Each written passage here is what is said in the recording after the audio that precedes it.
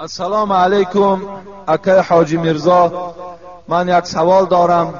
من یک دختری را با ستر با حیا کردم و میخواهم که او را با نکاح خود درآورم. آدمان میگویند که به جای پیر حساب میخورد. شما یک روشنی اندازید. مخلص اشدی شما از کاریز. در حق ما یک دعای خیر کنید. خدای مهربان شما را باز غیرت اسلامی تان از زیاده کند که این گونه دخترهایی که از ما و شما هستند و با دلالت شما آنها صاحب ستر شوند. салому алейкум бародаро гинес ван омагиай барои бузбала шудан беҳад эффективниай ҳам барои спортсменҳо мешавад, ҳам барои одамое ки мехоҳанд бузбала шаванд. ҳамчунин кадаме ки генсин ван мегира як электрони тасбеҳ ва як мисвок падарка карда мешавад. марҳамат бародаро, шитобе иншаалло ки ба ҳамаи шаҳрҳоро дастафка мекунем. шахсоне ки хоҳиши гузаштани сарҳади қазоқистонро аз шаҳри москва доранд, барои шумо беҳтарин компанияро тавсия медиҳем. компания дорои мошинҳои замонавӣ аст. шуморо омада аз ҷои зистатон гирифта ба сарҳади қазоқистон бурда ва соғ саломат бо хоси аллоҳ оварда мерасонанд.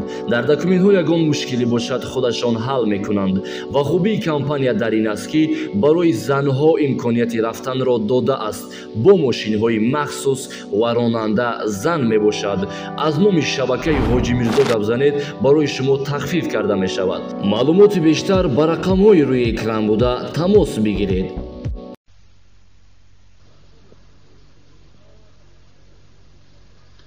بسم الله الرحمن الرحیم.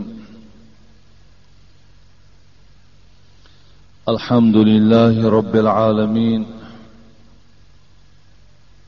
والصلاة والسلام على رسوله محمد وعلى آله وأصحابه والتابعين إلى يوم الدين.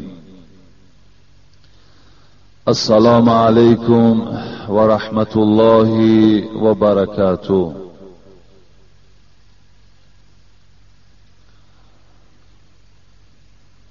حضرت عمر خیام می‌فرماید دانی که سپیددم خروزی سحری هر لحظه چرا همی کند نوحگری. یعنی که نمودن در آینه صبح از عمر شبی گذشت و تو بیخبری.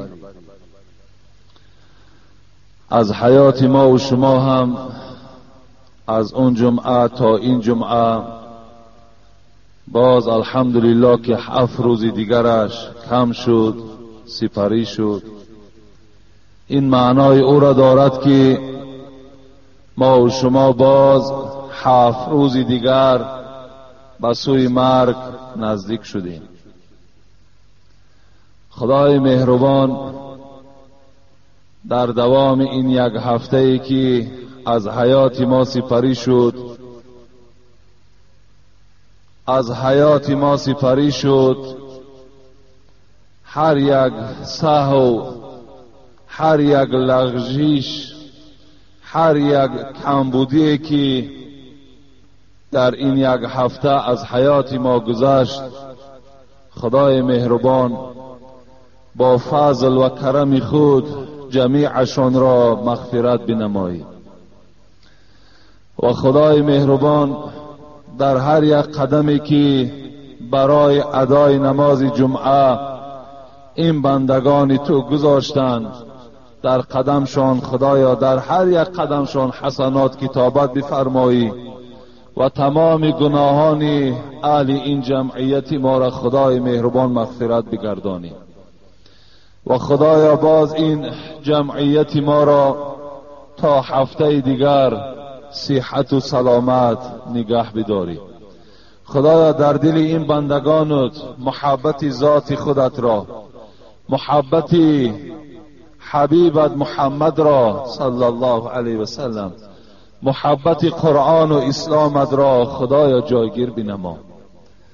و خدایا خاتمه کار همه ما بندگانت را به خیر بگردان. خدای مهربان با ایمان آمدیم، با ایمان حیات برده ایستاده ایم و خدایا برای ما چنان این دولت ایمان را ارزانی فرما که تا که خاتمه کار مانم، سفر آخرت مانم با ایمان باشد. و خدایا گذشتگان ما رحمت و مغفرت بگردانی، بیماری های این جمعیت شفای کامل و شفای عاجل نصیب بگردانی. تمام مسافران این دولت تاجیکستان ما را خدایا صحت و سلامت به خاندانشان برسانی. رهبر دولت رئیس جمهور خدا عمر دراز و توفیق با رفیق و از همه آفتها خدایا در حفظ امانت نگه بداری. آمین یا رب العالمین. الحمدلله که ما و شما در اطراف 5 صفت مؤمن که 5 جمعه یا 4 جمعه صحبت داشتیم، فکر میکنم که انشاءالله ما از این 5 صفت مؤمن آگاه شدیم و مفصلا با خبر شدیم و بازم این ما و شما فهمیدیم که با در آخر در اطراف باز نشانه های مؤمن که صحبت داشتیم، فقط در آخر برادران عزیز پیش از آنی که من به این سوالهای شما جواب بگردانم همین گفتنی هستم که خداوند در قرآن برای تمام مؤمنها گوشزد میکند انما المؤمنون اخوة فاصلحوا بین اخویکم واتقوا الله لعلكم ترحمون. یا ایها الذین آمنوا لا يسخر قوم من قوم عسى ان يكونوا خيرا منهم ولا نساء من نساء عسى ان يكون خيرا منهن ولا تلمزوا انفسكم ولا تنابزوا بالالقاب بئس الاسم الفسوق بعد الايمان ومن لم يتب فاولئك هم الظالمون. خداوند در این آیت قرآن برای تمام مؤمنها سپارش میدهد. چی سپارش است؟ این سپارش را تصور کنین که بر ذمه هر کدام شماست. تمام همین جمعیتی که الحال در همین مسجد نشسته این سپارش پروردگار به ذمه هر کدام شماست. اگر ادا کنین شما در نزد خداوند جزای نیک میگیرین. اگر نام مؤمنی داشته باشین لکن از این سپارش ها شما دور باشین، عمل نکنین، در نزد پروردگار پاداش خوب نمیگیرین. خداوند میگوید به درستی این که مؤمن ها باید که با یکدیگر برادر باشند. انما المؤمنون اخوتون. باید مؤمن ها باید کسانی که امروز دعوای میکنن که ما بنده خدا هستیم، ما امت رسول الله هستیم، ما کتاب داریم به نام قرآن، این کسان دعواگر باید که با یکدیگر برادر باشند. نوابسته شما در یک محله زندگی دارین، نوابسته شما در کدام شهر زندگی دارین، این به شهر این به کوچه وابستگی ندارد. در هر جایی که یک مؤمن هست، یک مسلمان هست، وی برادر ما و شما به حساب می رود. در هر جایی که حیات به سر می برده باشد. افسوس، صد افسوس، گویم جای تأسف است که امروز برادرهایی که از یک شکم مادر از یک پدر در یک خانه زندگی میکنند، افسوس که در بینشان برادری وجود ندارد. چه جایی که من صحبت کنم برای آن برادرانی که در همسایگی زندگی میکنند، چه برای آن کسانی که گویم در کوچه دیگر، در شهر دیگر زندگی دارند. امروز به مهری، به شفاقتی در بین حتی برادرهایی که در یک خانه حیات به سر میبرند وجود دارد. محبت نیست، در بین یکدیگر بخل، حسد، جنگ و جدال وجود دارد. اینها از جمله کسانی به حساب می روند که سپارش پروردگارشون اجرا نکرده ایستادند. الله سپارش می دهد انما المؤمنون اخوتون، شما هم باید اخوه باشین، برادر باشین. از شما بزید آیت قرآن برآمد دارین، با یکدیگر برادری نمیکنین، با یکدیگر مهر، با یکدیگر دوستی ندارین. خواه از پشت فرزندهاتان، خواه از پشت زنهاتان، خواه از پشت مال و ملکتان، برادریتان حتی که بریدگی با یکدیگر قهری هستین. این معنای او را دارد که شما به آیت قرآن و سپارش پروردگار عمل نکرده ایستاده اید.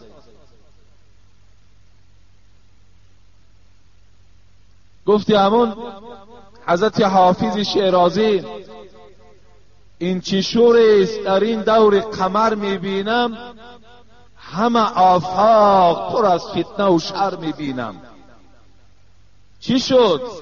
حضرت میگوید این دور قمر من به دور رسول اکرم صلی الله علیه و سلم مقایسه کنم، فرق بین زمین و آسمان است. چی مهر بود، چی محبت بود، چی دستگیری ها بود. افسوس که اینها همه رنگ دیگر گرفتند. هیچ مهر نه برادر به برادر دارد، هیچ مهر نه برادر به برادر دارد. حضرت میگوید زمانی شد که حتی برادر به برادر مهر ندارد، دوستی ندارد، خواهان نیک برادرش نیست. افسوس که همون زمان امروز بالای ما و شما آمد. امروز ما در چندین محاکمه های اکه و دادر که گویم از یک شکم مادر به دنیا آمدن، در جنگ جدال اونها اشتراک کردیم. چندین مکتوبه های می آید که برادرم دولتدار است، مالدار است، حتی مال زکات چه بیگانه را می دهد، مرا نمی دهد.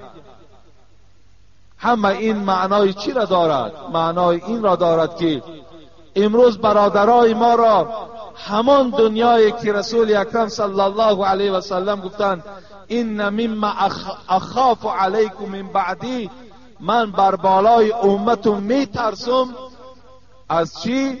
من زهرت دنیا و زینتها، ما یفتح علیکم من زهرت دنیا و زینتها. بر بالای شما ای امت می ترسم از اینکه دروازه های زینت، دروازه های راحت دنیا بالای شما کشاده می شود و شما برادری و مؤمنیتان فراموش میکنید. اما همون سخن پیغمبر خدا امروز الکه چی شد؟ برای ما و شما نشان داد که حقیقت این سخن رسول اکرم الکه در بین ما و شما آشکار شد. امروز برادری همه دیگر بر مال و ملک است. مال و ملک داری، وظیفه داری، قدر شرف داری، برادر من هستی، و الا اگر از اینها خالی باشی تو برادر ما نیستی. انا همین موضوع الکه امروز جامعه ما و شما را فرا گرفته است. گفتی حضرت سعدی امروز خلق خیش بسیم و بزر کنن، بیزر اگر برادر زو هم حذر کنن. امروز چنان زمانی شد که همه کار فقط به پول و به مال است. دیگر به آداب و به اخلاق و به برادری دیگر هیچ تعلقات ندارد، وابستگی ندارد. بیزر اگر برادر زو هم حذر کند. ان لكل امت فتنة و فتنة امت المال. حبیب خدا گفتن هر یک امت در یک فتنه دوچار می شد، لیکن فتنه ده که امت من دوچار می شود این مال دنیا هست. انا همین مال دنیا امروز برادری را از بین ما و شما چکار کرد؟ دور کرد. بازیچه است که فی الفریب این متاع دهر به عقل مردمان که بر او مبتلا شوند. حضرت میگوید نه لایق بر غرور است و نه لایق بر غرور است و نه از اعتمادی ها نمی ارزد به این حرفی که کس گوید به من داده است. حتی همین دنیایی که بر شما داده است حضرت میگوید لایق نیست این که گویی که من آدم خدا داد هستم، مرا خدا داده است. خداوند میگه فاصلحوا بین اخویکم واتقوا الله لعلکم ترحمون. شما اگر در بین برادراتان قهرگی وجود داشته باشد، بی مهری وجود داشته باشد، مؤمنهای دیگر پروردگار میگوید وظیفه دارند که اینها را آشتی درآورند، در بین اینها محبتشون پیدا کنند، در بین اینها جنگ و جدال باشد جنگ و جدال اینها را خلاص کنند. این حالت در پروردگار شما را در رحمت خود شامل میگرداند. در دوام آیت باز خداوند به مؤمنها باز ندا میکند یا ایها الذین آمنو، ای کسانی که شما مؤمن هستین، لا یسخر قوم من قوم عسى ان یکونوا خیر منهم.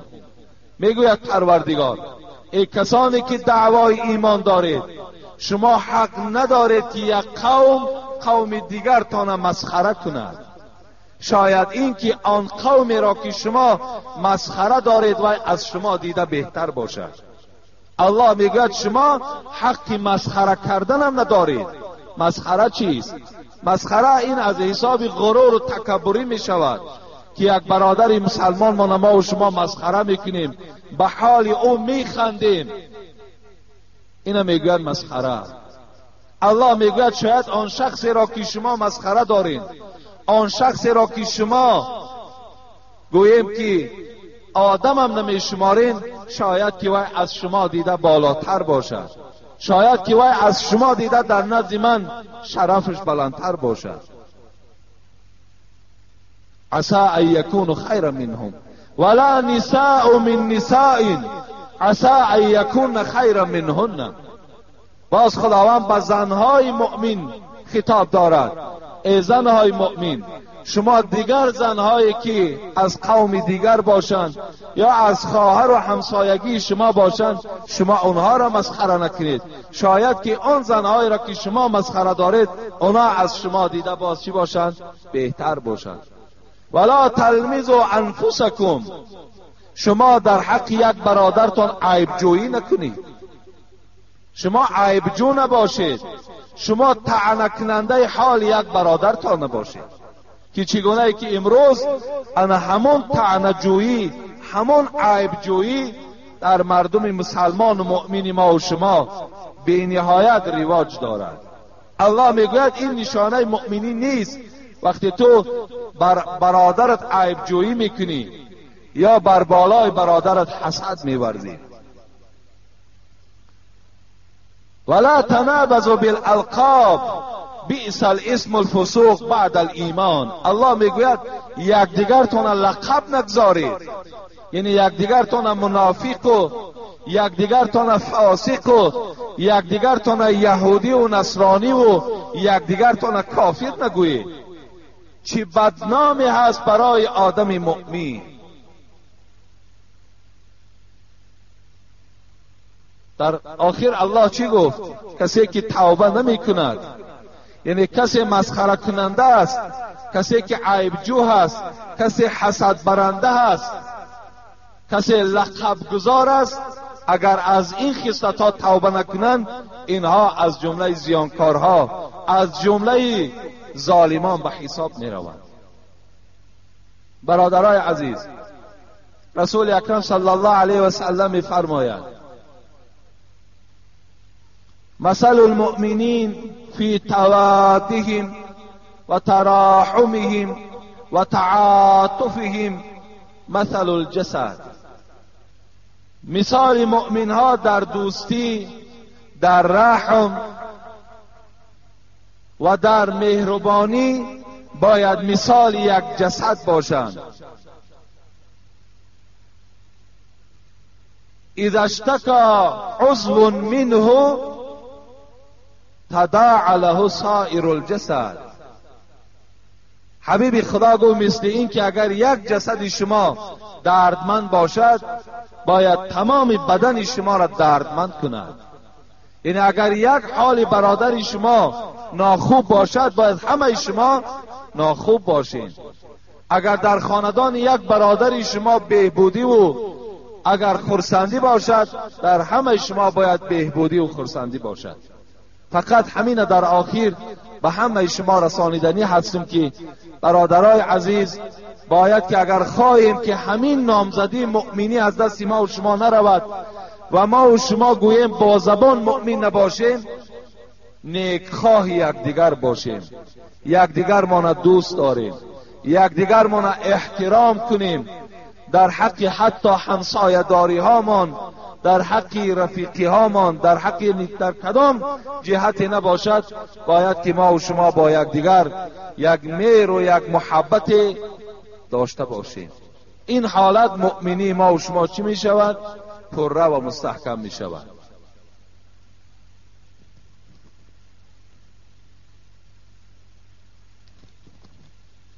السلام علیکم داملای عزیز حاجی مرزا. از شما خواهش دارم که اگر زنی که فرزندش از دنیا گذشته است در مابین عصر و شام یگان چیز بخورد درست است یا نه؟ از آن جمله آب. با سوال ما التماس جواب گردانید. ما یک گروه مادران شما هستیم.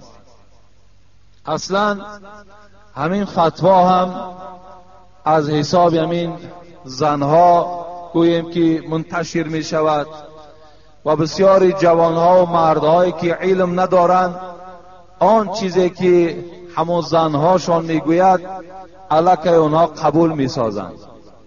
حالان که هر یک فتوایی را که شما میشنوید باید که آمده از عالمها پرسید، یا همون زنی که برای شما یگان فتوایی را میگوید آیا یگان دلیل دارد یا ندارد. بین عصر و شام خوردن هیچ ضرری ندارد. در بین عصر و شام شما هر طعام نباشد، چی آب باشد، چگونه چی طعام نباشد از حلال کرده های پروردگار، همش برای شما درست از خوردن گیرید، هیچ زیان و ضرری ندارد. این مسئله و این فتوایی را که امروز میگویند کودک میده‌ای که اگر از خاندان ما و شما گذشته باشد، اگر در بین عصر و شام ما و شما آب نوشیم، این کودک را از خوردن حوض کوثر منع میسازند، این بالکل دروغ است. این تماما یگان اساس علمی ندارد. اینا تماما یگان پایه ندارند. حالا که خداوند وقتی از ما و شما طفل از دنیا میگذرد وی چنان یک مرتبه بلند دارد که روز قیامت باز شفاعت کننده در حق پدر و مادر می شود. چگونه این گونه فرزند نمیگذارند که از حوض کوثر و آب نوشد؟ برای طفلایی که خوردن نابالغ از دنیا گذشتن تمام جنت در اختیارشان است. هر جایی که میخواهند سیاحت میکنند، هر جایی که میخواهند خواب میکنند، هر نعمتی که در جنت وجود دارد برای این طفلها چی است؟ روا است و خوردنش. برای همین یعنی این هیچ اساسی ندارد. بین عصر شام هر طعامی نباشد، چی آب باشد، چی گویم شوربا باشد، چی غیر این چیزی نباشد خوردنش جایز است. یعنی برای این میگوه نادرست است که اگر مادامی که نمازی ما و شما نخوانده باشد، یعنی وقت تنگ است و وقتی نماز اگر ما از پی طعام خوری شویم شاید که عصر فوت شود، این حالت ده ما و شما عصر میخوانیم بعد خوراک میخوریم.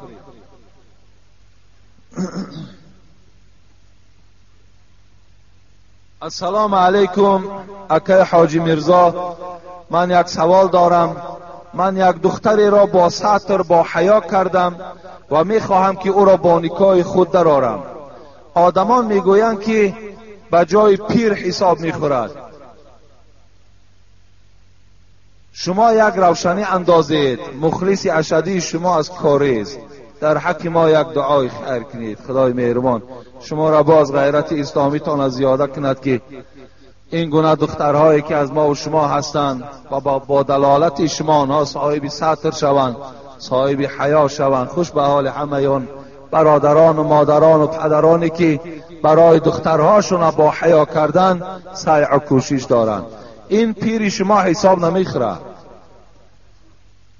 اگر گویم پیر شما هم که حساب خوره و بیگانه باشد نکاح وی درست است، باکی ندارد.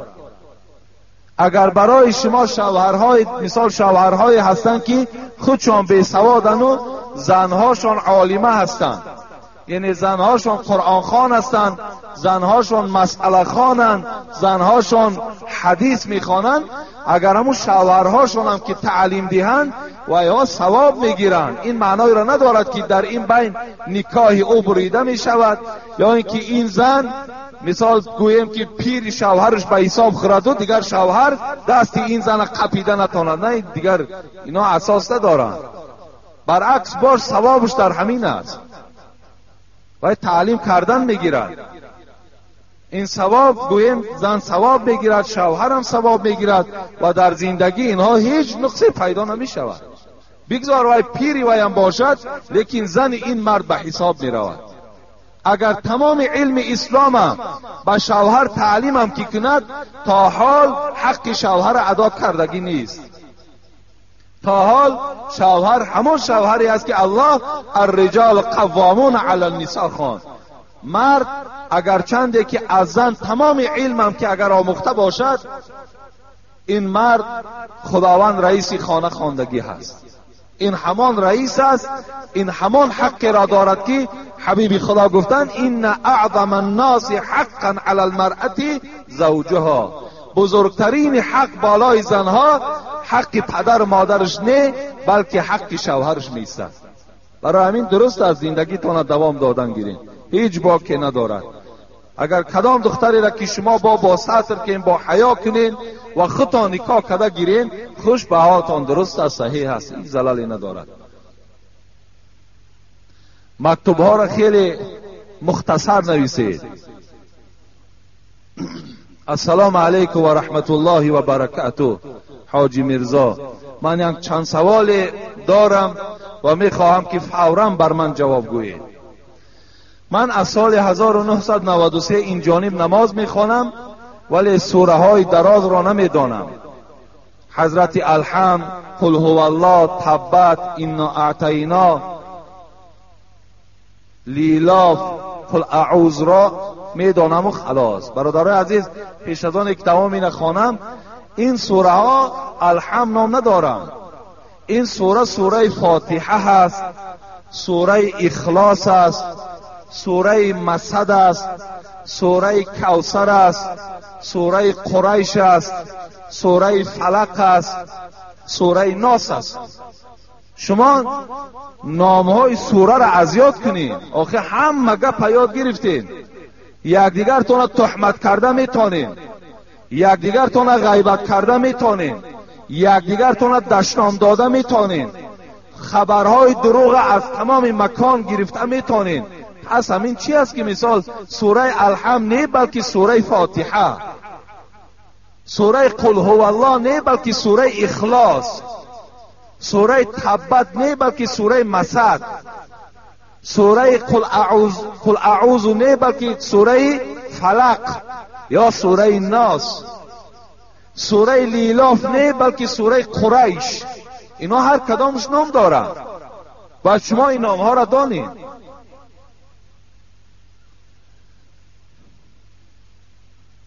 خلاص چون که میخوانم در یادم نمی ایستد آیا با این سوره های نام برده شده نماز خوانم روا هست یا نه. بلکه البته روا هست.